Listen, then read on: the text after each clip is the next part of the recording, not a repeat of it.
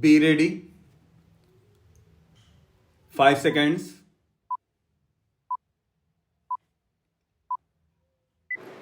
Start. Learned counsel appearing on behalf of the state while opposing the present appeal has vehemently submitted that in the present case the dead body was exhumed from the place shown and identified by A1. It is submitted that the place of burial shown by A1 and the identification of the body by him has been duly proved by the prosecution. The evidence of anthropology of expert is accepted. It is submitted that even the stolen car was also recovered on the basis of disclosure statement made by A1. It is submitted that engine and gearbox were found to be in custody of PW17 on the basis of disclosure statement made by A1. It is submitted that PW17 has deposed that some parts were sold by A1. It is submitted that aforesaid crucial circumstances have not at all been explained by the accused in his further statement under section 313 CRPC. It is submitted that deposition of DW1 has been rejected by the courts. It is submitted that therefore no error has been committed by the courts below in convicting the accused for the offence punishable under section 302 and other offence of IPC. Making the above submissions, it is prayed to dismiss the present appeal. We have heard learned counsel appearing on behalf of accused as well as the state. We have gone through the findings recorded by the learned trial court as well as the high court while holding the appellant accused number 1 guilty for the offence punishable under section 302 and 201 of IPC. It is the case on behalf of the appellant accused number 1 that he has been convicted on the confessional statement and therefore in case of circumstantial evidence and unless and until the complete chain of events were proved and established, he could not have been convicted on confessional statement. However, from the judgment and order passed by the learned trial court as well as the high court, it cannot be said that the appellant has been convicted on the basis of confessional statement.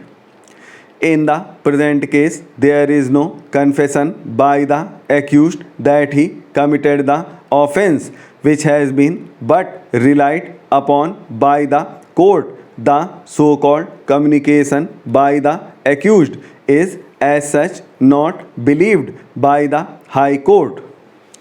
However, at the same time, it can be seen that the communication or letter received by police on 30/12/2007 was the cause for reopening of the case, as earlier the case was closed on 4/2/2007 as untraceable.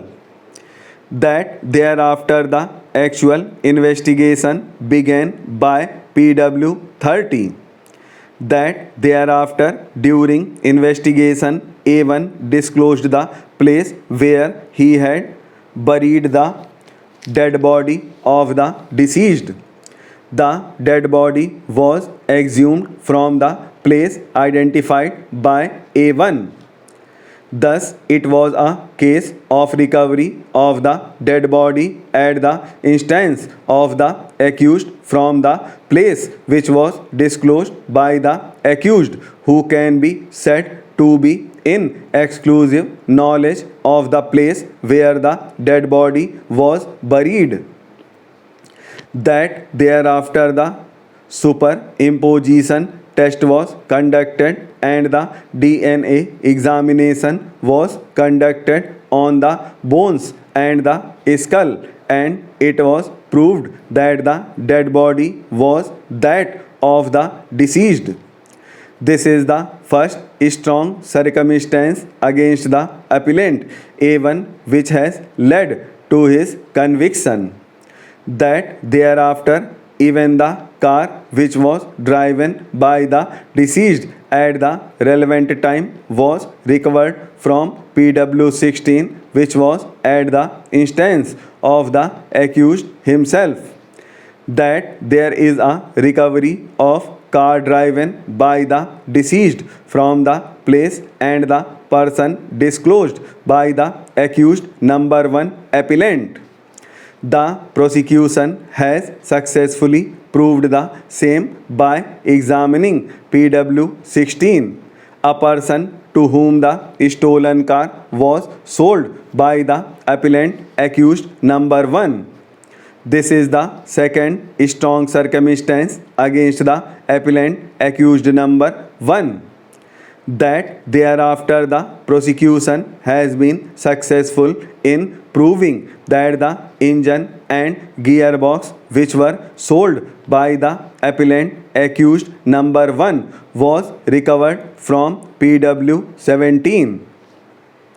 The engine and gearbox of the stolen car were found from the custody of PW17 on the disclosure statement made by A1.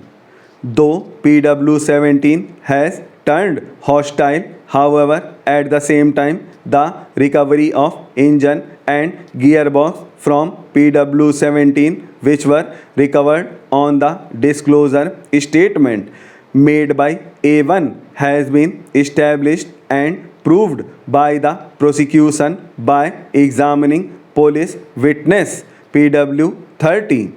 We see no reason to disbelieve PW30 on the aforesaid. This is another circumstance against the appellant accused number 1. Thus, on the basis of the aforesaid strong circumstances, when the learned trial court as well as the High Court has convicted the accused with the same in exercise of powers under Article 136 of the Constitution of India.